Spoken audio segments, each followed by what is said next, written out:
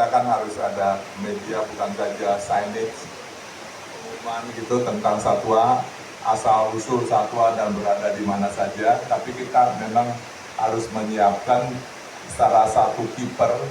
Setiap kandang-kandang satwa itu ada orang yang bisa menjelaskan masalah spesies. Yang paling pengunjung tidak ingin lihat adalah pada saat mereka datang hewannya tidur atau hilang di mana numpat gitu ya. Itu seakan-akan susah dicari. Jadi kita inginnya semua hewan itu aktif. Pada saat didatangi pengunjung dia aktif bermain. Berarti dengan demikian kita harus ada satwa double shift. Kalau dia istirahat waktunya, yang lain keluar dengan suasana masih segar gitu ya, sehingga dia bisa menampilkan jalan sini jalan situ, naik pohon. Nah, hal-hal itu jadi kipernya tidak males ya. Kenapa kalau lihat di safari hewannya terus aktif ya gitu, kita ganti shift. Kalau kelamaan dia peragaan dia sendiri dia juga capek ya. Dia kalau jalan terus kan capek. Kalau dia sudah mulai mau tidur, jangan lupa karnivor itu satu hari minimal dia tidur 16 jam. Berarti kalau malam dia tidurnya nggak nyenyak, dia tidurnya siang hari. Jadi sarana tinggalnya malam itu baru sarananya harus enak dia tidur, sehingga malam siang dia nggak ngantuk gitu ya. Kalau dia ngantuk pun kita harus hapus. Ini masuk kandang, yang baru di kandang keluar lagi semangat dia, gitu ya, penampilan. Nah itu butuh interaktif. Kenapa harus interaktif? Kalau dia di interaktif, dikasih makan di sini, dikasih makan di situ, seperti dia perilaku mereka di alam. Kalau di alam kan kalau dia mau cari makan, dia nggak gampang, harus cari di sini, naik pohon, naik apa, kayak macam tutul ya. Nah di situ kita akan ciptakan sedemikian rupa juga, sehingga dia harus cari makanannya, sehingga makanannya dapat gitu ya.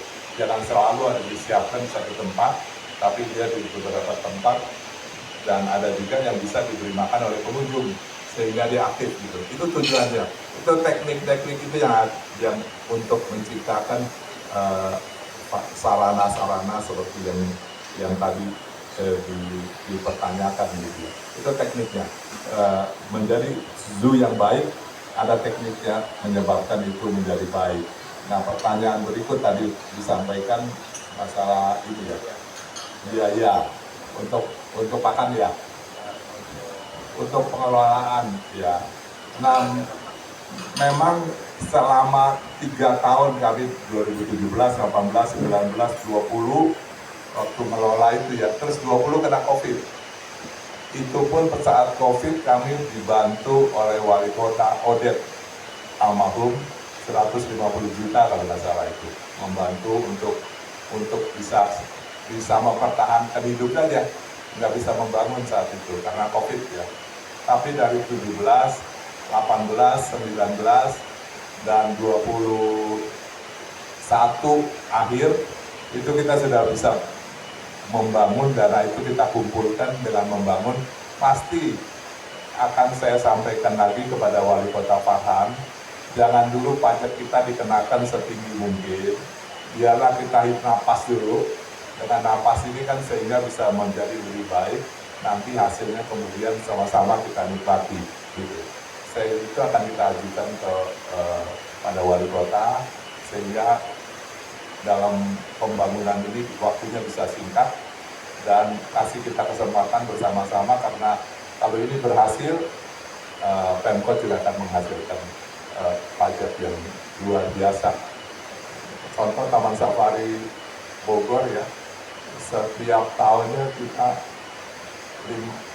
minimal 50 miliar tuh, sumbangan ke PAD Kabupaten Bogor. Hampir tahun ini, tahun kemarin hampir 49, sekian, hampir 50 juga. Rata-rata segitu setiap tahun. Jadi lumayan juga kabupaten ya menerima hasil PAD dari sini. Itu belum pajak pusat ya, belum pajak penghasilan, itu baru pajak PAD ya. Jadi lumayan kan kalau itu berhasil. Saya pikir mestinya bisa, karena kita selalu menampilkan yang apa adanya sih ya di dalam suatu kegiatan kita nggak pernah potong-potong hal itu, karena itu kewajiban sebagai orang pengusaha ya harus membayar pajak, itu kewajiban, saya kira. Demikian. Ada lagi yang perlu jelas?